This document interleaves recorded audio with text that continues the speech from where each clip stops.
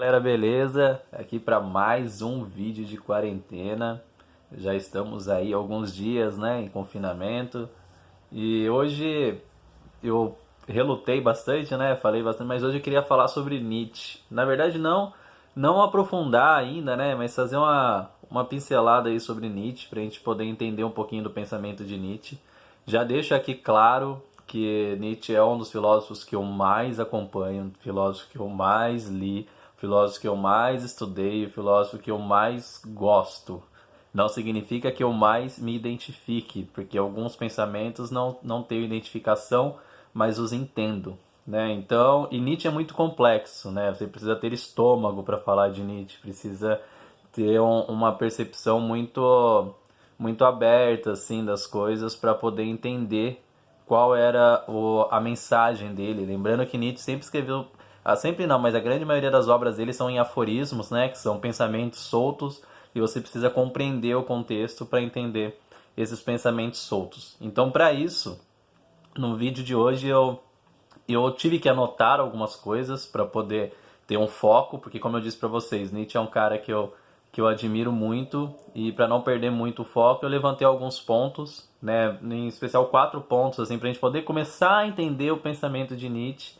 E aí depois, em alguns vídeos aí para frente, eu pretendo pegar temas específicos na percepção de Nietzsche em relação a isso, né? Nietzsche é um filósofo que nos quebra a cabeça até para escrever o seu nome, né? Tipo, é necessária ajuda do Google para quem não tem intimidade para poder escrever Friedrich Nietzsche de forma correta, né? Eu acho que é o nome com mais consoantes que eu conheço dentro da filosofia mundial aí. Só para contextualizar, Nietzsche ele morreu no ano de 1900, tá, pessoal? Só para vocês entenderem que nós estamos falando de um filósofo que ele morreu há 120 anos atrás, né? E o pensamento dele continua tão atual quanto qualquer vídeo de Facebook, quanto qualquer meme de Facebook que você veja hoje, você pensa. Já de logo de início, com certeza, uma frase do Nietzsche vocês já ouviram, né, pela boca de algum personagem ou numa leitura de algum livro e tal, que ele fala assim, né, aquilo que não me mata me torna mais forte. Olha só, ele já começa com um pensamento que é muito conhecido aí hoje, né? Então, aquilo que não me mata me torna mais forte, né? Nós saímos cada vez mais fortalecidos das provações que a gente passa, a gente sai cada vez mais fortalecido dos problemas ruins, né, que a gente passa. Lembrando que nós estamos passando agora por uma situação difícil. Então, de acordo com o pensamento do Nietzsche, muita gente fala que Nietzsche é pessimista, mas a gente pegar nessa ótica e trazer para o nosso dia, nós vamos perceber que de acordo com o pensamento dele, nós sairemos mais fortes, né, dessa situação, dessa pandemia, desse isolamento total que nós estamos passando. Olha só como Nietzsche também era de forma positiva, né? E aí um dos primeiros conceitos que eu queria falar de Nietzsche é o conceito de super-homem, né? Muita gente quando representa Nietzsche, quando faz algum desenho de Nietzsche, ou quando fala alguma coisa do Nietzsche, sempre é representada a ideia de super-homem, né? E esse super-homem do Nietzsche não é um super-homem relacionado ao da DC, super-homem de capa, roupa azul e tal, não.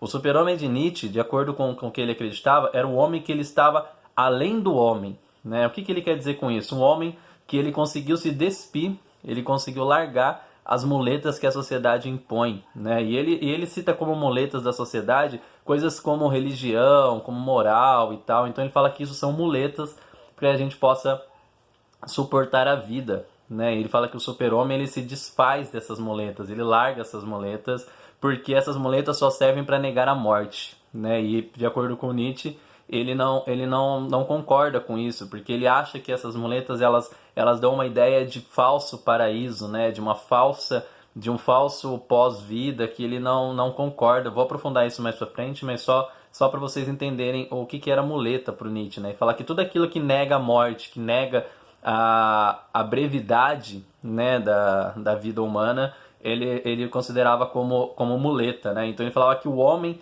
para ele se tornar um super-homem, ele tem que superar todas essas muletas, ele tem que se tornar além daquilo que ele já é, né? Além do homem. Eu sei que muitos de vocês podem estar associando isso a ideias nazifascistas, nazistas especificamente, e isso não é errado, porque o próprio Adolf Hitler ele ao ler os estudos de Nietzsche e ao perceber, e as pessoas que ficavam próximas dele também, abraçaram essa ideia do Nietzsche por uma interpretação errada, né? E isso foi o que justificou por muito tempo a Segunda Guerra Mundial, né? Que ele falava daquela coisa da raça ariana, da raça superior, né? A raça predominante e tal. Então, mas isso é uma leitura equivocada de Nietzsche, né? Muita gente associa Nietzsche ao nazismo, mas como eu falei para vocês no começo do vídeo, Nietzsche morreu em 1900, né? O Adolf Hitler ele assume o poder em 1933. Né? Então, olha só, 33 anos depois que Nietzsche morreu. Então, em momento algum,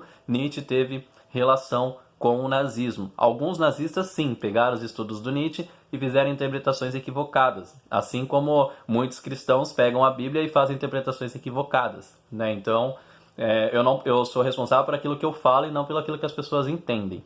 Né? Então, o Nietzsche também tinha isso. Ele era responsável pelo que ele escreveu. Agora, o que as pessoas interpretaram da obra dele não é mais responsabilidade dele, né?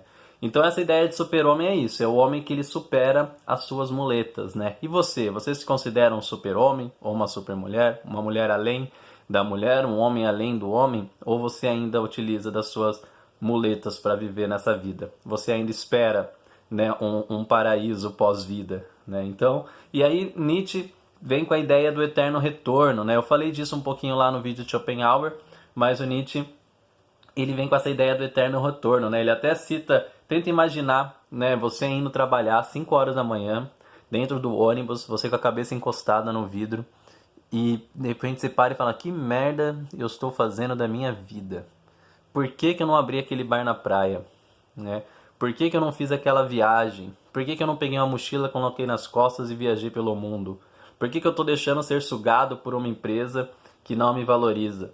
Né? E aí ele fala disso, né? Você fazer que rumo sua vida está tomando. E aí para você fazer um exercício de que rumo sua vida está tomando, ele pega aquele exemplo de Schopenhauer, que eu falei no vídeo de Schopenhauer, de que se um demônio chega para você hoje e fala que essa vida que você está vivendo hoje é uma vida que você vai viver para sempre, em um eterno retorno, você vai considerar esse demônio ruim ou você vai considerá-lo ser mais divino do planeta? Né? Ou seja, a vida é sua e você vai ter um eterno retorno disso. Se você vai ter um eterno retorno disso, por que não ter uma vida livre de muletas, livre de julgamentos, livre de moral, livre de religiosidade? Né? Então Nietzsche ele questiona muito isso. Né? Se você tem tanto medo, por que está vivendo? Né? E aí a gente entra num terceiro ponto de Nietzsche. Lembrando, nós falamos do super-homem, nós falamos desse eterno retorno, e agora a gente entra no terceiro ponto de Nietzsche, que é o ponto mais polêmico, que causa infarto, né, em pessoas de religião, né, religiosos, né. Nietzsche ele era muito crítico à religião, tá, pessoal? Principalmente a religião católica, né. Ele era muito absurdamente crítico à religião, e ele tem uma frase dele que é muito destacada quando se fala em Nietzsche, que é Deus está morto, né. E isso causa arrepio em pessoas cristãos e tal, quando você fala Deus está morto. Por quê? Porque quando ele fala em Deus está morto, ele não está falando justamente da personificação de Deus, né? Do senhor barbudo, cheio de telas na frente, aquela ideia de Maurício de Souza, não. Quando ele fala que Deus está morto, ele fala justamente sobre a moral cristã está morta, né? Porque ele critica muito essa moral cristã, porque de acordo com Nietzsche, muitos cristãos não são bons, genuinamente bons. Ele diz que as pessoas são boas porque elas almejam o paraíso, né? Então elas são boas aqui porque elas almejam um paraíso. Então, eu vou ser bom porque senão eu não vou ostentar no paraíso, senão eu não vou viver no paraíso. Então ele fala que as pessoas são boas somente para não se queimar no inferno. Olha só a crítica que ele faz. Ele fala assim, as pessoas não são genuinamente boas, porque a pessoa que é genuinamente boa, ela é boa sem esperar nada, né? E aí ele critica, né, como que eu posso seguir uma religião, ele fala, né, sobre isso, né? Ele fala, como que eu posso seguir uma religião, e uma religião no qual, se eu cometer uma pequena falha, eu estou longe da presença de Deus, não estou mais próximo da presença de Deus. Olha só, é uma religião que nos mantém medo, que nos mantém em cárcere o tempo todo, em privações, né? Então ele fala, né, é um absurdo negar sexo, negar amor, negar o corpo, né? Por quê? Porque é o seu... como que eu posso ser limitado nas coisas que eu desejo fazer, né? E aí ele falava, ele propunha, né, a eliminação da Igreja Católica. Mas quando ele fala em eliminação da Igreja Católica, ele não fala igual Karl Marx, por exemplo, que falava que necessariamente precisava ter uma revolução, e nessa revolução nós vamos destruir todos os dogmas religiosos, todos os conceitos de autoridade, para que nós podemos ter uma nova sociedade, né? Marx falava isso, Nietzsche não. Nietzsche ele fala que a Igreja ela seria automaticamente eliminada, automaticamente acabada, se as próprias pessoas individualmente começassem a ter questionamentos, né? Se as pessoas começassem a se auto-questionar, automaticamente a igreja perderia poder, porque as pessoas começariam a não precisar mais de muletas, porque elas se auto-questionariam. Olha só o que ele fala. Então ele fala que não é necessário que nenhum influente externo venha e fale para você que você não precisa ir na igreja. Ele fala assim, a partir do momento que você começar a refletir, você vai chegar à conclusão de que você realmente está utilizando muletas. Lembrando que esse é um pensamento de Nietzsche, né? E aí cabe a interpretação de cada um, cabe entendimento e aceitação de cada um. E o último ponto que ele fala, que é o niilismo, né? O niilismo, para quem não sabe, bem basicamente assim, é a negação assim de todos os padrões, né, de todas as morais. É o homem que ele desacredita de tudo, né? Pecado? Ah, não acredito. Deus? Não acredito. Paraíso? Ah, não acredito. Então, isso a gente fala que essa é uma pessoa nihilista, né? Uma pessoa que ela não segue padrões pré-estabelecidos pela sociedade. Então, se eu não sigo um padrão pré-estabelecido pela minha mãe, pela televisão, pela TV Cultura, pela igreja e tal, eu automaticamente eu vou viver a minha própria vida. Automaticamente eu vou seguir os rumos de acordo com aquilo que eu acredito que é um padrão correto de se viver. E aí eu elimino todos esses outros pontos que o Nietzsche apresentou. Porque a partir do momento que eu começo a ser nihilista e começo a negar, né, os padrões pré-estabelecidos, automaticamente eu me torno super-homem, que é aquilo que o Nietzsche fala lá no começo, que eu falei para vocês aqui no começo do vídeo.